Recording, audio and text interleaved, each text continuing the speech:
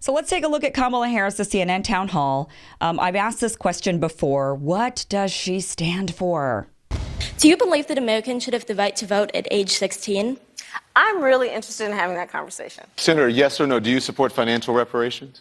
I support that we study that. We should study it and see. Elizabeth Warren is here, as you know. She said that she supports student loan forgiveness for 42 million Americans. Yeah. Would you go that far? Do you support that? Well, I support anything that is about reducing the debt of student loans, and I think that's an important conversation to have. But people who are convicted in prison, like the Boston Marathon bomber, on death row, people who are convicted of sexual assault, they should be able to vote?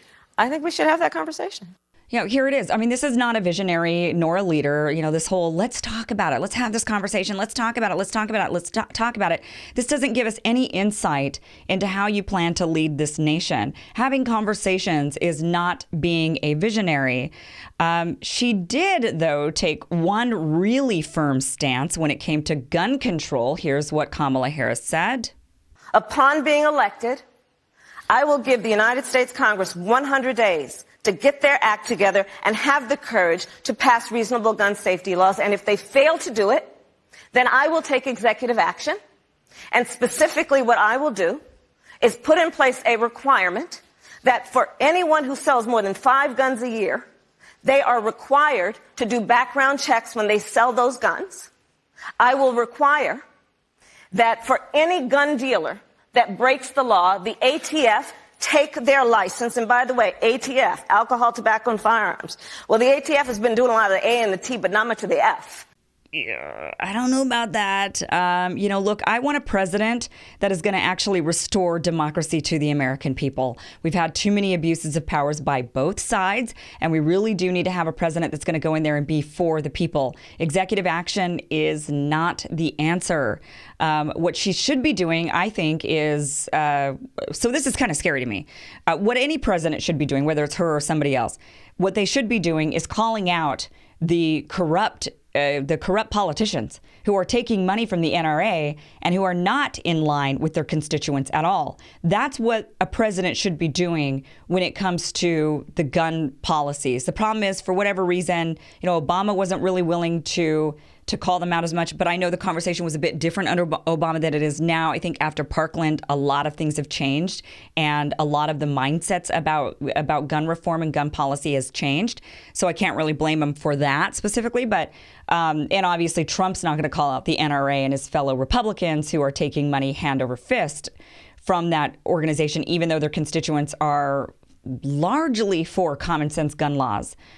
So I would like a president that instead of says, I'm going to take executive action, which I think is very scary, and I don't think that's going to go over very well. I think that would cause a serious crisis in America, specifically about the Second Amendment. I think it would.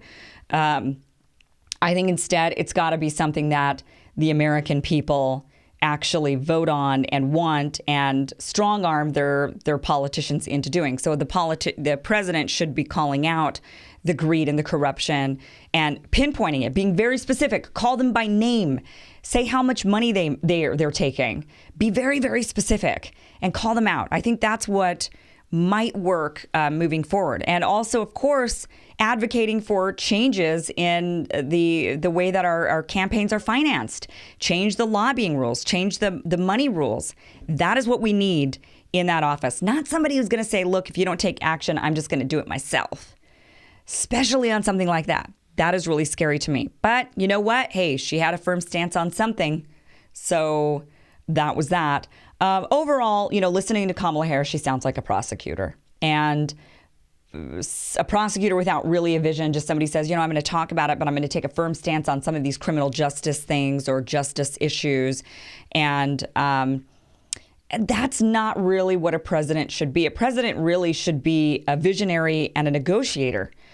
First and foremost, a visionary and a leader, somebody who's going to inspire the base, somebody who's going to inspire people to say, that's what I want. I want that. So pressure the rest of Congress to give us that. And a negotiator, because a president has to sit down with world leaders and sit down with Congress and sit down with varieties of people on all sides of issues and try to negotiate deals. So you really want somebody who's got those two qualities, not necessarily somebody who seems really strong, firm, and prosecutorial and cop-like. Kamala Harris does give off that vibe. She does give off a very strong vibe. That's a good thing. But again, it's kind of the wrong kind of strength. It's not visionary strength, leadership strength. It's cop strength. And that's been a criticism that she's had. And I don't know how she's going to get over that, because I think that's just her personality. So I will say this also about Kamala, is I think that she probably won over a lot of the establishment Democrat crowd who've been looking for certain platitudes and certain buzz phrases. For example, talking about impeaching Trump, and she kind of got more in line with that. And they want to hear about serious action on guns. And I think she delivered not as strongly on the Trump impeachment issue, but certainly on the gun issue. And she still was very open to the impeaching Trump issue. And I think those are two real strong buzz phrases for the establishment, kind of grab anything that is being spewed in the mainstream narrative, or, that crowd. I think she spoke to them and probably won a lot of them over. So there you go.